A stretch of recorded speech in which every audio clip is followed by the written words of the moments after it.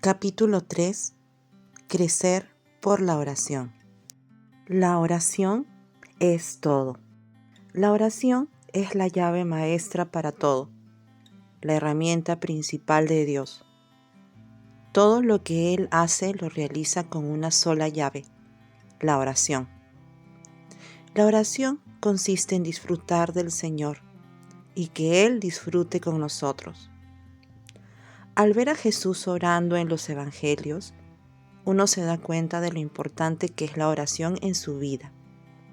Observa el siguiente cuadro donde se detallan todas las veces que aparece Jesús orando en los evangelios, porque su ejemplo de oración es clave. Comenzando su ministerio público en su bautismo. Lucas capítulo 3, versículo del 21 al 22. Luego de un gran milagro. Lucas 5, del 15 al 17. Antes de elegir a los 12. Lucas 6, del 12 al 13. Antes de hacer una pregunta. Lucas 9, del 18 al 20. En la transfiguración. Lucas 9, del 28 al 29. Antes de enseñar a orar. Lucas 11, 1. Frente a la tumba de Lázaro. Juan 14, 41. Por Pedro, antes de que éste lo negara. Lucas 22, del 31 al 32. Durante la cena. Lucas 22, 19. En Getsemaní. Lucas 22, del 40 al 44. En la cruz. Lucas 23, 34. Después de la resurrección. Lucas 24, 30. Hoy en el trono. Hebreos 7, 25. Jesús comenzó su ministerio orando. Al ser bautizado por Juan, Él estaba orando. Su oración abrió los cielos y trajo al Espíritu Santo.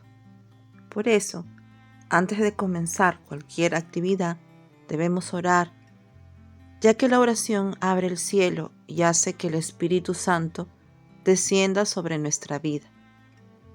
Después del milagro de la multiplicación de los panes, se retiró para orar, mostrando que incluso en tiempos donde todo nos sale bien, debemos seguir orando.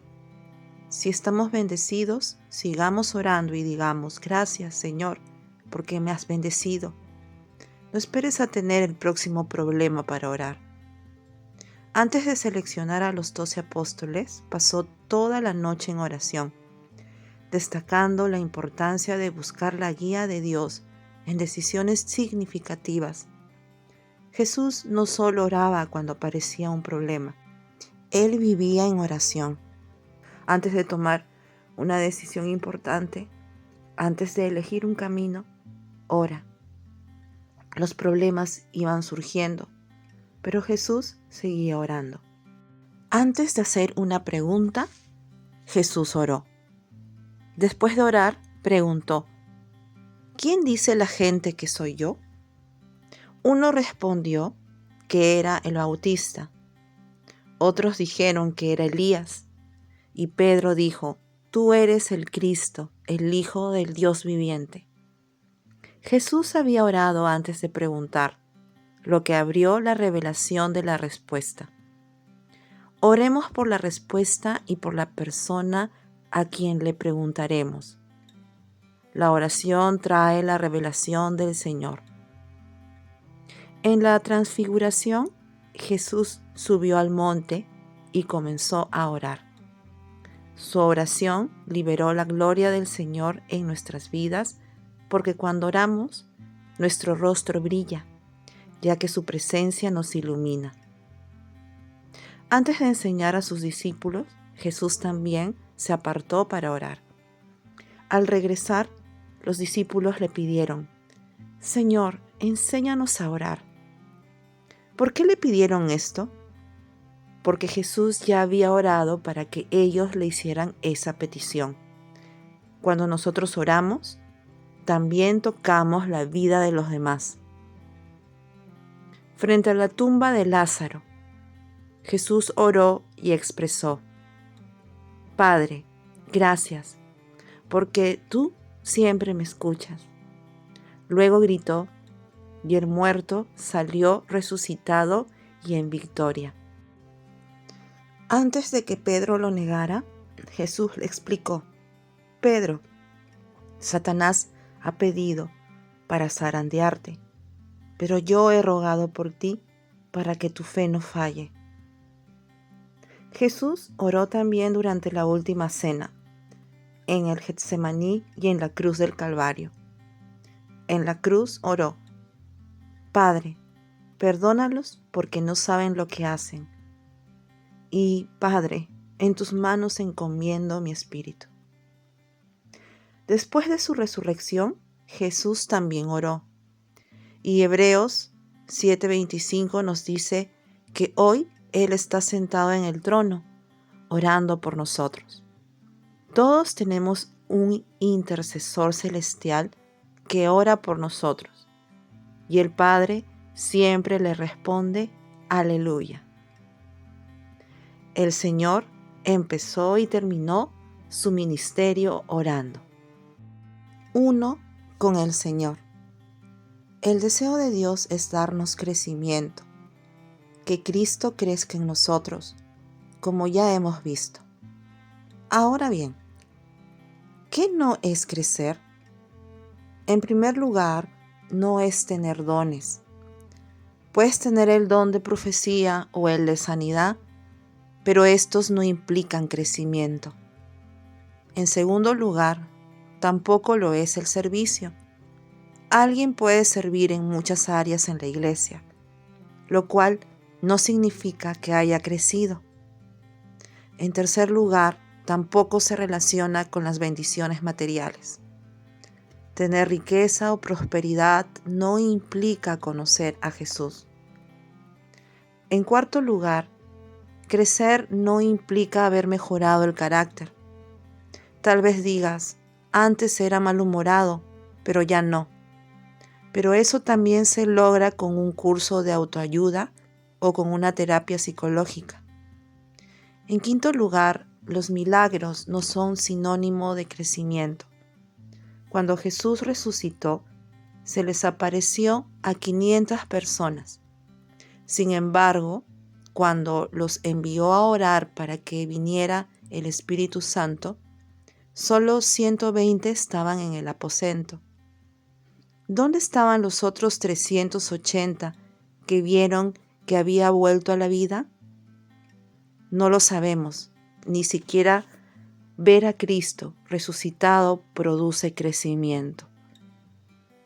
En sexto lugar, el conocimiento bíblico por sí solo tampoco produce crecimiento. Hay personas que están en el Evangelio hace décadas y aún así no crecen. Asisten a todas las reuniones, pero Cristo no ha aumentado en sus vidas, mientras que otras han crecido enormemente. ¿Por qué? Porque Dios ha escogido lo débil para avergonzar a los sabios.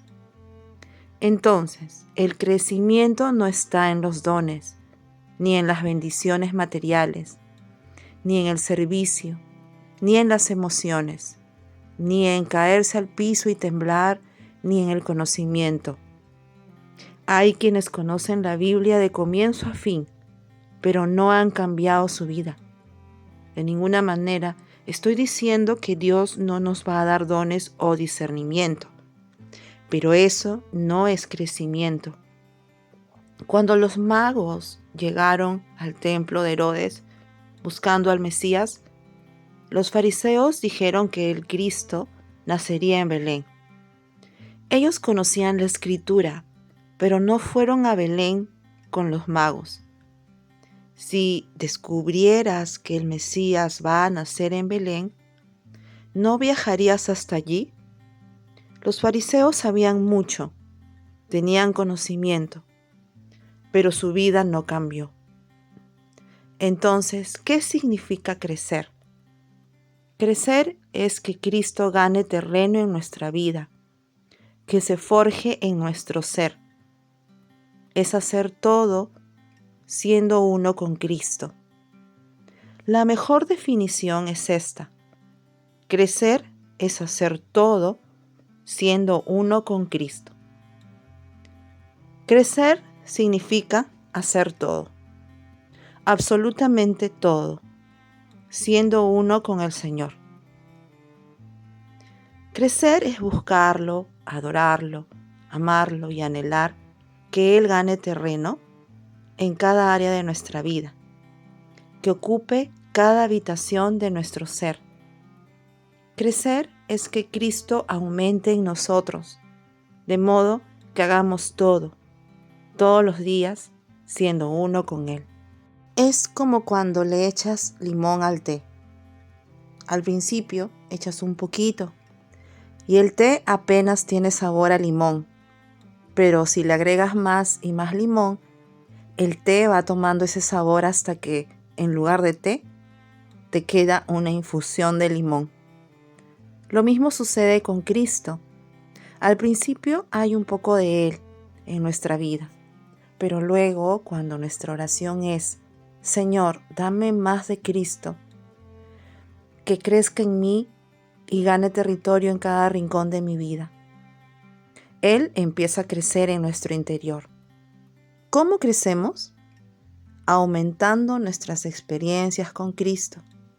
El crecimiento viene cuando experimentamos a Cristo, aprendiendo de Él y practicando.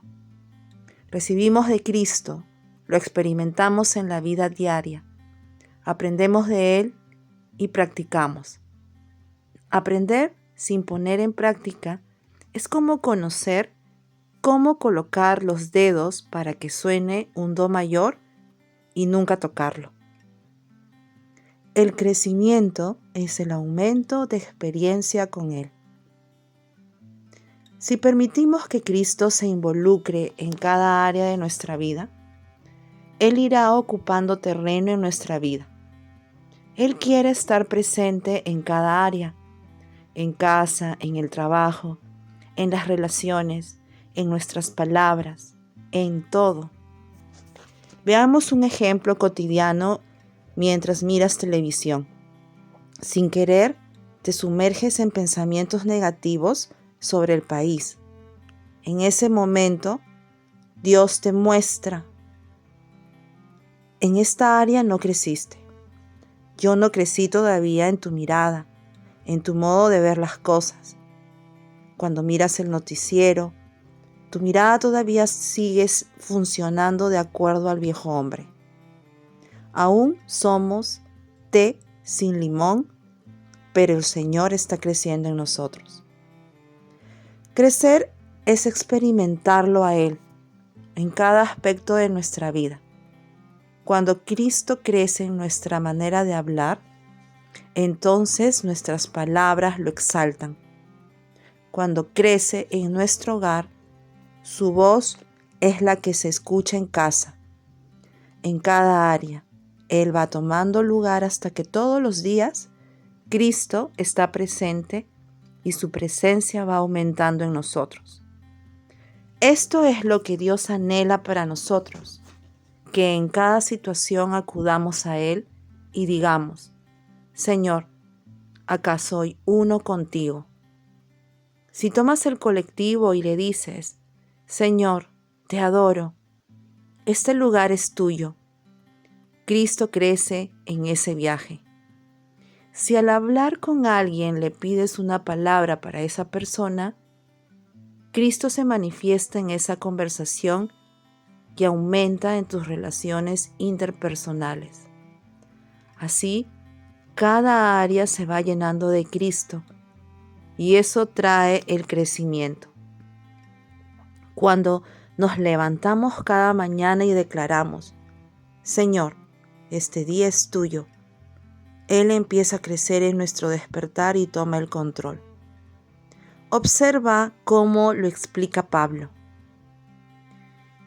Y no haciéndose de la cabeza, en virtud de quien todo el cuerpo, nutriéndose y uniéndose por las coyunturas y ligamentos, crece con el crecimiento que da Dios. Colosenses 2:19. No somos nosotros quienes provocamos el crecimiento, sino que recibimos el aumento de Cristo. Pablo decía que el crecimiento viene de Dios. Cristo es la cabeza y al estar unidos a Él, crecemos. Asidos de la cabeza significa que todo lo que hacemos y decimos debe ser guiado por Cristo, la cabeza. Entonces, en lugar de preguntar, Señor, ¿qué hago? O Señor, ¿qué digo? Necesitamos aferrarnos a Cristo y decirle, Señor, guíame tú, habla tú, hazlo tú, porque tú eres la cabeza que me dirige. Cristo, la cabeza, le va a hablar al cuerpo, que es Cristo en nosotros y nosotros en Cristo, y nos dará todas las riquezas en el nombre del Señor, cada día en Él. Para crecer cada día en cada área, necesitamos tener comunicación directa con Él, preguntándole y hablándole a Él para que Él nos hable. Cada situación diaria es una escuela celestial para que Cristo crezca en nosotros. Por ejemplo, si discutes con un amigo, puedes preguntarle al Señor, ¿qué aspecto tuyo quieres que crezca en mí a través de esta experiencia? ¿Qué lección tengo que aprender de Cristo en este conflicto? Estas enseñanzas no te las dará un seminario. Es la vida de Cristo la que te enseña. ¿Cómo hacía Jesús para que los discípulos crecieran? En el barco, en la montaña, en las fiestas, en todos lados y en cada experiencia cotidiana. Él aprovechaba para enseñarles. De la misma manera debemos aprender nosotros. En cualquier lugar y situación, tenemos que preguntarle, Señor, ¿qué deseas hacer crecer en mí? Mi deseo es que tú crezcas. De esta manera, el Señor irá aumentando en cada área de nuestra vida y algo maravilloso sucederá. Cada día que vivamos será mejor que el anterior.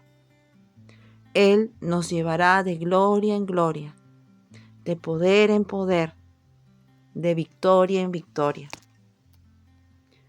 Cada etapa de crecimiento es mejor que la anterior, porque Él sigue creciendo y su presencia en nosotros se hace más fuerte. Si miramos hacia atrás y vemos una etapa espiritual mejor que nuestro presente, es porque no hemos crecido. Ya no extrañamos el pasado, porque ahora hemos crecido en el Señor y sus misericordias se renuevan cada día.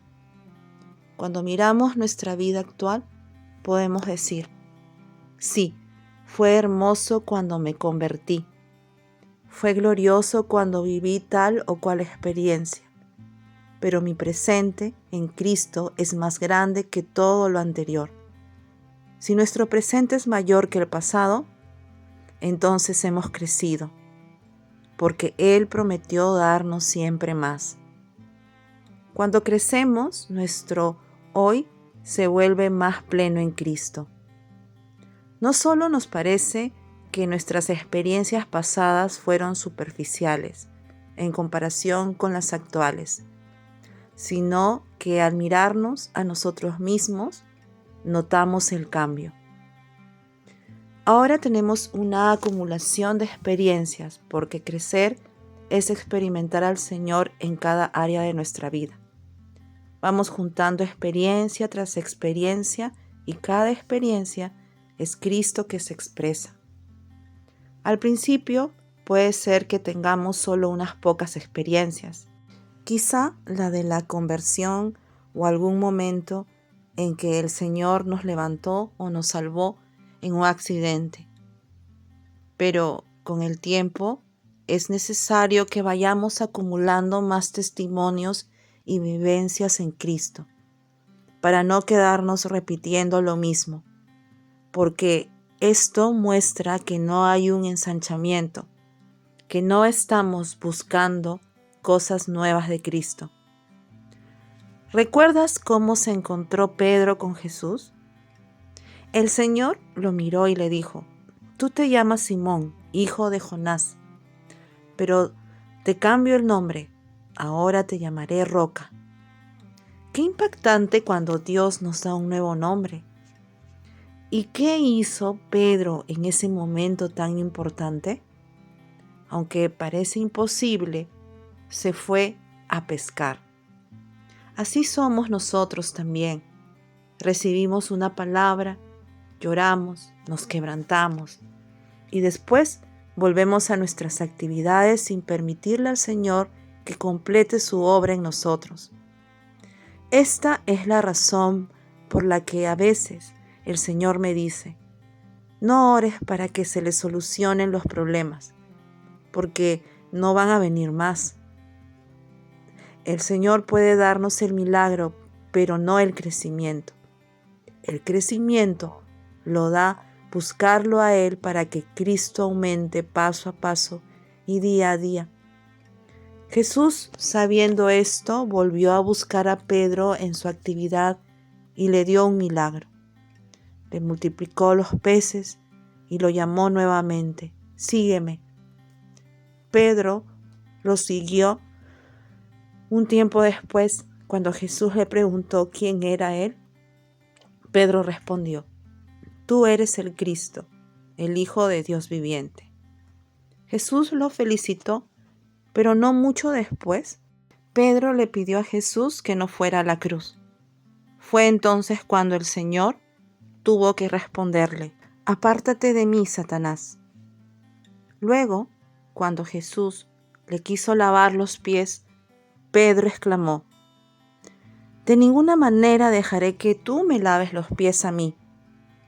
Jesús tuvo que explicarle que, si no le lavaba los pies, no tendría parte con él. Pedro entendió y rápidamente le pidió: Entonces lávame los pies, el cuerpo, todo. Así era Pedro. Más adelante le dijo a Jesús que jamás lo negaría, que daría su vida por él. Sin embargo, Pedro lo negó 3 veces. A pesar de todo esto, Jesús, ya resucitado, dijo que les avisaran a los discípulos y a Pedro que había resucitado. ¡Qué hermoso es el Señor! Pedro era terco, se equivocaba, pero siempre buscaba al Señor, lo que lo habilitaba para que Él lo siguiera tratando. Como Pedro, nosotros también nos equivocamos, pero Él sigue buscándonos para que Cristo continúe creciendo en nosotros. Cuando tenemos una acumulación de experiencias, a medida que crecemos, lo que quedó atrás se vuelve algo pequeño. Nuestro presente es cada vez mejor, nuestro espíritu se ensancha y nuestro viejo yo va disminuyendo. Al respecto, Pablo escribió en 1 Corintios 15:9,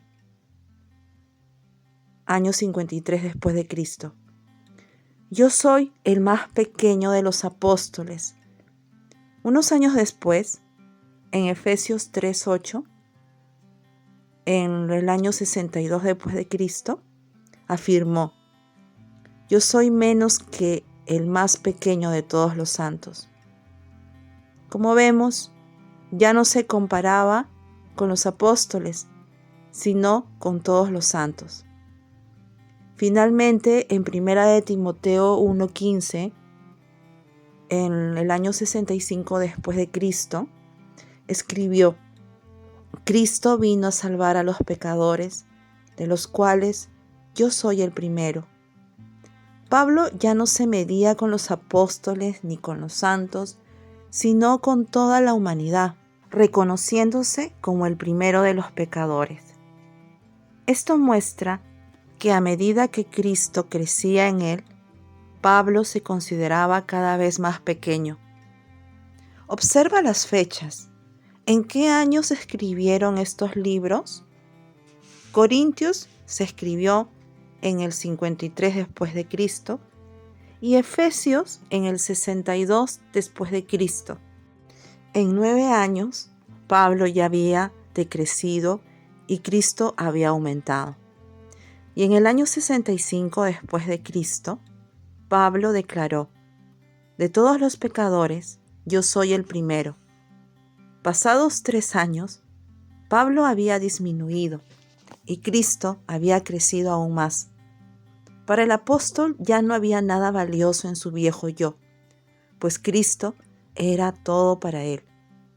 Esto es crecer, que haya menos de nosotros y más de él, menos de nuestras opiniones y más de su voluntad, menos de nuestras emociones y más de su paz, menos de nuestra agenda y más de su propósito. Somos uno con él en nuestro trabajo, en nuestro hogar, haciendo deportes, con amigos, en la calle, porque él fue creciendo y todo en nuestra vida tiene que ver con Cristo. Esta es la diferencia. Crecer es que Él aumente en nosotros y que en cada área de nuestra vida seamos uno con Él. Más de Cristo, más de Cristo. A veces limitamos a Cristo a lo poco que sabemos o hemos escuchado, y nuestra vida se vuelve como un pez en una pecera. Pero Cristo no es una pecera. Él es un océano infinito. Tú y yo vamos a crecer de acuerdo al tamaño de Cristo que tengamos. Crecemos de acuerdo a Cristo que tengamos. Pablo explica en sus cartas que Cristo es más grande y extenso de lo que podamos imaginar. Él es grande, pleno, maravilloso, poderoso, glorioso. Cristo es inmenso, es extenso, tiene todo y es preeminente. Él está en total plenitud. Pablo desarrolla estos conceptos y dice: tienen que ensanchar su visión de Él. Si no, siempre dirán: ojalá que Dios pueda hacer algo. Él es inmenso, pleno, extenso, tiene todo, preeminente. A mí, que soy menos que el más pequeño de todos los santos, me fue dada esta gracia de anunciar entre los gentiles el evangelio de las inscrutables riquezas de Cristo. Efesios 3:8. Luego, el pasaje habla de las inescrutables riquezas de Cristo. La palabra inescrutable significa que no se puede medir. Es como cavar un pozo y nunca llegar al fondo. Siempre hay más, más y más. Esto es lo que Pablo explica. Cristo no tiene límites, no se puede medir, no tiene fin. Él tiene todo el amor, todo el poder, toda la sabiduría, toda la fuerza, toda la prosperidad, todo el avance, toda la victoria. Cristo es inescrutable. Cristo no es quien crece, porque Él ya es completo. Somos nosotros los que debemos crecer en nuestra visión de Él. Su sabiduría es infinita. Su amor no tiene límites. Su poder no se agota. Entonces, ¿por qué nos preocupamos? ¿Por qué nos angustiamos? ¿Por qué tenemos ansiedad? ¿Por qué nuestro Cristo es pequeño? Si nuestro Cristo fuera grande, Él podría liberarnos, hacer lo que quiera, como quiera y cuando quiera. Él no tiene altura, ni profundidad, ni anchura, ni longitud. Servimos a un Cristo grande, maravilloso, pleno, inmenso y extraordinario. Y tenemos que ir por más. Es tiempo de que la pecera se rompa y nos metamos en el Cristo océano, en el océano inconmensurable de su presencia. Él es más grande que todo lo que sabemos. Esto debería generarnos temor, alegría, hambre, admiración, respeto y una búsqueda constante, porque Él es inmenso. Necesitamos orar de esta manera. Bienvenido, Cristo océano. Queremos nadar en la hermosura de tu grandeza. Era Abraham de edad de 99 años cuando le apareció Jehová y le dijo: Yo soy el Dios Todopoderoso, anda delante de mí y sé perfecto. Génesis 17:1. La traducción de el Dios Todopoderoso es, en el texto original, el Shaddai, que significa el Todopoderoso, el que abastece todo. Cuando Abraham tenía 99 años, se le apareció el Shaddai y le dijo: Yo soy el que te abastece, yo te voy a dar todo. El Señor nos dará todo, pero ¿cuánto es todo?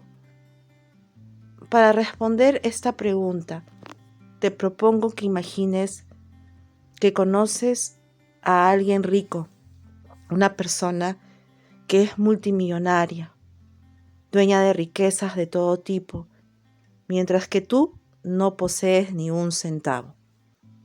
Ambos se miran, se enamoran y se casan. ¿De quién es todo el dinero y las riquezas ahora que se casaron? De los dos, porque son uno. Tú y yo nos casamos con el Señor. Somos la novia del novio, del que tiene todo. Y Él nos dice: Ve delante de mí y camina tranquilo. Yo estoy detrás de ti para abastecerte porque te amo. Cuando leí la última parte del pasaje, pensé que tendría que ser el Señor el que va adelante. Pero lo que Él nos está diciendo es: ve tranquilo, que yo estoy atrás para brindarte lo que necesites. Nosotros deberíamos responder: Señor, tú eres todo lo que necesito. Por eso estoy detrás de ti, porque tú me amas también. Responderá el Señor. Hemos resumido Génesis en 3 partes principales. Dios creó, Satanás entró y arruinó todo. Dios levantó una generación como su pueblo. Eso es todo. Pasemos ahora a estudiar Éxodo. En este libro se relata la esclavitud de Israel en Egipto, capítulos 11 al 12, versículo 30. Comenzando con la muerte de José y con el ascenso de Faraón al poder. Su estrategia para evitar que el pueblo se multiplicara generó amargura en Israel. En este contexto, Dios eligió a Moisés, preservando su vida del decreto de Faraón. En Madián, Dios se le reveló a través de una zarza.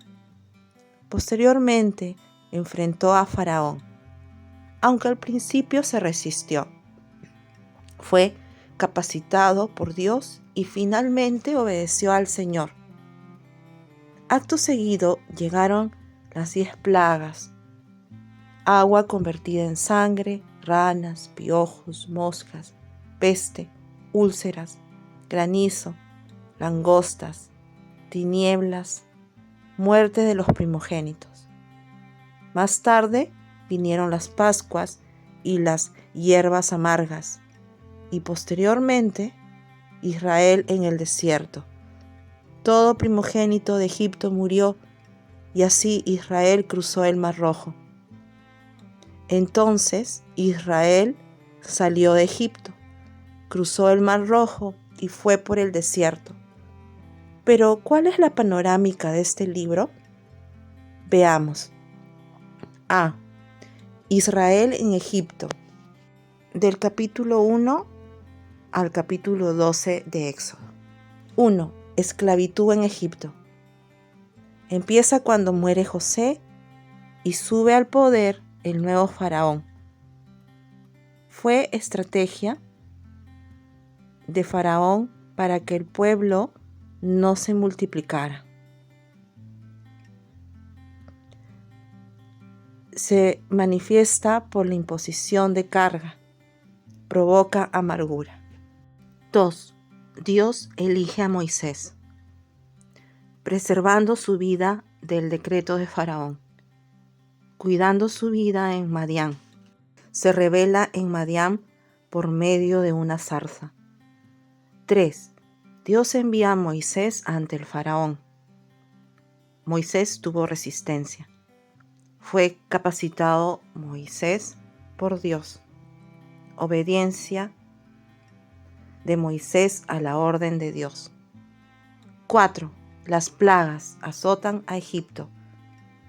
Las aguas se convierten en sangre. Éxodo 7, versículo 14 al 24. Las ranas. Éxodo 7, del 25 a Éxodo 8:11. Los piojos. Éxodo 8, del 12 al 15. Las moscas. Éxodo 8, del 16 al 28. La terrible peste sobre el ganado. Éxodo 9, del 1 al 7. Las úlceras. Éxodo 9, del 8 al 12. El granizo y el fuego. Éxodo 9, del 13 al 35. Las langostas. Éxodo 10, del 1 al 20. Las tinieblas y la oscuridad. Éxodo 10, del 21 al 29. La muerte de todos los primogénitos. Éxodo 11, del 1 al 10 al 14, del 1 al 31. 5. La Pascua. Las hierbas amargas. La Pascua constituía un juicio contra todos los dioses de Egipto. La importancia de los sacrificios de sangre. Multitud de toda clase de gente. B. Israel en el desierto. Éxodo 12, versículo 31 al capítulo 18, 27. 1. Éxodo. El primogénito pertenecía a Dios de una manera especial. Una columna de nube y una columna de fuego. Los huesos de José fueron trasladados desde Egipto. 2. Israel cruza el Mar Rojo. Extendió Moisés su mano, los hijos de Israel por medio de la mar. Siguiéndolos los egipcios entraron tras ellos hasta el medio de la mar. No quedó de ellos ni uno. 3. Quejas en el desierto. Toda la congregación de los hijos de Israel murmuró contra Moisés y Aarón.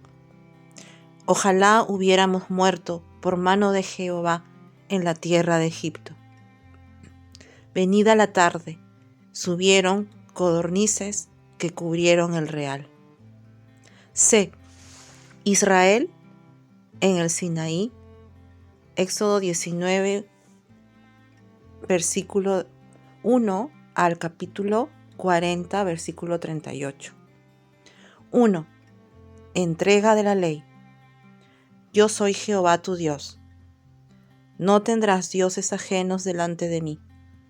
No te harás imagen, no te inclinarás a ellas. Todo el pueblo consideraba las voces y las llamas. 2. Instrucciones del tabernáculo. Tomen para mí ofrenda de todo varón que la diere de su voluntad. Conforme a todo lo que yo te mostraré, se hará el diseño del tabernáculo. Las 10 cortinas. El altar para holocaustos. 3.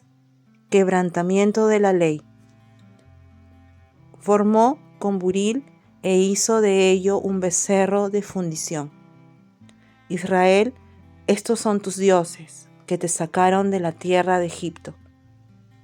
Enardeció la ira de Moisés y arrojó las tablas de sus manos. Tomó el becerro que habían hecho y lo quemó en el fuego. 4. Construcción del tabernáculo. Jehová ha nombrado a Bezaleel, hijo de Uri. Hizo también Bezaleel el arca. Hizo asimismo la cubierta de oro puro. Moisés hizo conforme a todo lo que Jehová le mandó. 1. La sangre. Israel estaba en Egipto cuando Dios le ordenó comer un cordero y poner la sangre en el dintel de las puertas. Así, cuando el ángel de la muerte pasase, no los tocaría. La sangre del Cordero de Dios tiene poder sobre la muerte y nos libra de cualquier situación y lugar. 2. Él nos guía. Dios les dio a los israelitas una nube de día y fuego de noche. Les envió el maná que caía del cielo y el agua de la roca. Él nos guía y nos protege. Él es la sangre y nuestra guía. 3. Su presencia. Mientras los guiaba en el desierto, Dios les ordenó a los israelitas construir el tabernáculo para que disfrutaran de su presencia. Su sangre, su guía, su presencia. Si comprendes este cuadro, comprendiste todo Éxodo. Entonces, cuando oramos, podemos hablarle a la sangre de Cristo, a su guía, a su presencia. Por ejemplo, Señor, tu sangre fue derramada por mí. Tu sangre me libra, tu sangre es preciosa, Jesús. Tú eres mi guía, me das el maná y el fuego, me llevas por sendas de justicia. Tú me guías, ya no estoy desprotegido en el desierto. Ahora puedo entrar a tu morada e ir al altar, al lugar santísimo. Tú eres todo para mí. Hemos visto la panorámica de Éxodo, pero después siguen Levítico, Números, Deuteronomio, Josué, Jueces, Ruth, Samuel, Reyes, Crónicas, Esdras, Nehemías, Esther, Job, Salmos, Proverbios, Eclesiastés, Cantares, Isaías, Jeremías, Lamentaciones, Ezequiel, Daniel, Oseas, Joel, Amós, Abdías, Jonás, Miqueas, Nahum, Habacuc, Sofonías, Zacarías, Malaquías, Mateo, Marcos, Lucas y Juan. Witness Lee dice que la escritura completa se puede ver como una panorámica, un cuadro grande. Dios creó todo en Génesis 1 y 2, y de Génesis 3 a Apocalipsis 22, Dios está edificando su casa. Si alguien te pide que le expliques la Biblia, puedes decirle: Dios creó y edificó una casa. En 2 capítulos creó todo, y en el tercero empezó a construirnos como su casa. todo lo que Él está haciendo hasta el fin de los tiempos es edificar esa casa, darnos crecimiento y convertirnos en piedras vivas. La panorámica es como un comprimido que el médico receta. Ese comprimido contiene todas las vitaminas y minerales que necesitas, y cuando lo tomas, absorbes todo su contenido. Cuando ves la grandeza de Dios, absorbes todo lo que Él tiene en tu espíritu. Si Cristo no crece, tu vida siempre va a estar vacía. Pero si Cristo crece, entonces serás útil en sus manos. Todo lo que Dios está haciendo ahora es edificar y dar crecimiento, dar más de Cristo, más de Cristo, más de Cristo. Porque Él es la sangre que le pone límite a todo lo malo que está fuera de nosotros.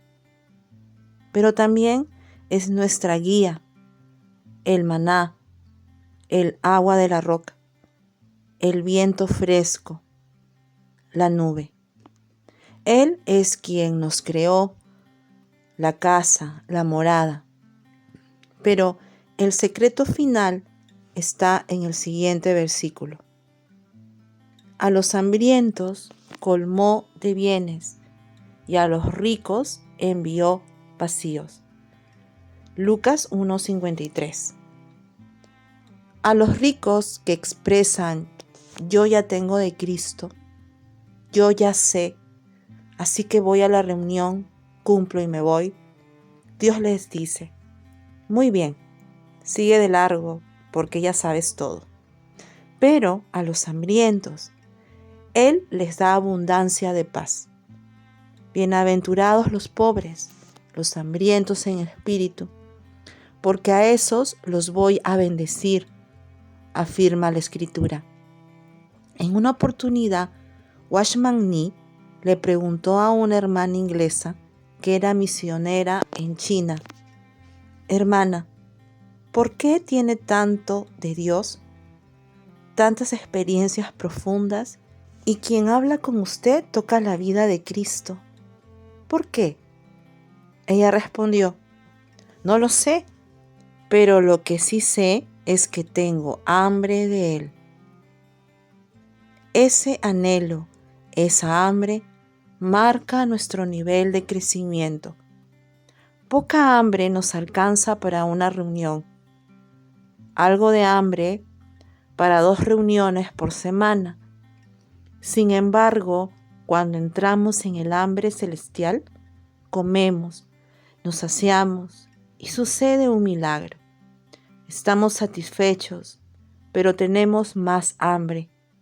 Comemos y seguimos teniendo más y más hambre. Esto se debe a que hemos entrado en las aguas profundas. A los ricos los envía vacíos, pero a los hambrientos los satisface. Oración por los padres. En 2 de Timoteo, Pablo habla de un precioso recuerdo, un momento que vivió con Timoteo y le dice, trayendo a la memoria la fe no fingida que hay en ti, la cual habitó primero en tu abuela Loida y en tu madre Eunice, y estoy seguro de que en ti también. 2 de Timoteo 1:5. Pablo le estaba diciendo, tu abuela y tu mamá te transmitieron una fe auténtica, que no es imitación ni actuación. Esa fe sincera y genuina fue algo que Timoteo había recibido de su familia y ahora Pablo la veía en él. También nosotros debemos transmitirles a nuestros hijos nuestras experiencias diarias en Cristo. Y esto no es algo teórico, sino algo que se vive. Timoteo veía esa fe en su abuela y en su madre, y esas experiencias en Cristo ahora formaban parte de su vida. Esa fe sincera era la posesión de Timoteo, y eso es maravilloso.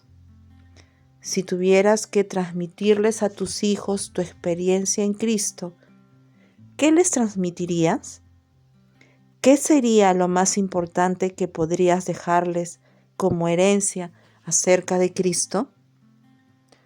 Te propongo que anotes 5 verdades, aunque podrían ser muchas más, y luego las ores. Pero la familia no fue la única que transmitió a Timoteo experiencias en Cristo, porque si nosotros mismos no estamos creciendo, lo que vamos a transmitir es un Cristo pequeño. Pablo también le transmitió a Timoteo otras cosas importantes, como la valentía. La abuela y la madre le habían dado a Timoteo una fe rica y auténtica, pero él carecía de valentía. Fue por eso que Pablo le dijo: también debes ser valiente. A nuestros hijos se acercará mucha gente. Sin embargo, si les transmitimos una fe genuina y basada en experiencias, atraerán a personas como Pablo y no a cualquier otra. Tú y yo debemos velar porque nuestros hijos reciban experiencias de fe genuinas, de modo que cuando crezcan se encuentren con personas de fe que les transmitan fortaleza. En la antigüedad, cuando se levantaba una bandera, esto era señal de victoria anticipada. Levanta la bandera de victoria como padre o madre de un mundo que busca devorar a nuestros hijos, gobernado por la oscuridad que intenta destruirlos, confundirlos y arrastrarlos sin valores eternos. Levanta tus manos en victoria y declara que tus hijos han sido engendrados para la luz, que son de Cristo y que le pertenecen eternamente. Ellos son edificados en la casa, son piedras vivas, real sacerdocio, nación santa y pueblo adquirido por Dios. Tus hijos y tus nietos anunciarán las virtudes de aquel que los llamó de las tinieblas a su luz admirable. Amén. Dios bueno, como padres nos presentamos delante de tu altar para darle muerte a nuestra paternidad natural, basada en emociones, modelos humanos, errores, culpas y aún aciertos. Nos damos fin y nos rendimos a los pies de la cruz. Señor, sácanos de escena. Sé nuestro papá. Sé el padre de nuestros hijos a través de nuestra paternidad. Creemos que este tiempo será el mejor como familia. Hijos, les ordenamos que vuelvan a la casa del Señor. Damos la orden para que todo yugo de oscuridad que los ha amarrado, que las cadenas que el diablo ha puesto, caigan ahora en el nombre de Jesús. Los llamamos y los enviamos a la presencia del Señor para que puedan disfrutarlo. Hoy, como padres, nos levantamos y declaramos que viviremos la paternidad celestial. Caminaremos en victoria y seremos como Eunice y Loída, formadores de Timoteos que serán amantes y amigos del Señor. Padre, te damos honra y gracias, porque eres extenso, grande, tomas lo que no es y lo haces realidad. Levantas al caído, cambias el lamento en baile, quitas los despojos viejos y pones el vestido nuevo. Hoy nos levantamos en autoridad, nos afirmamos en tu bendita palabra, que ha sido establecida en los cielos, y la establecemos en la tierra. que se haga tu voluntad aquí en la tierra.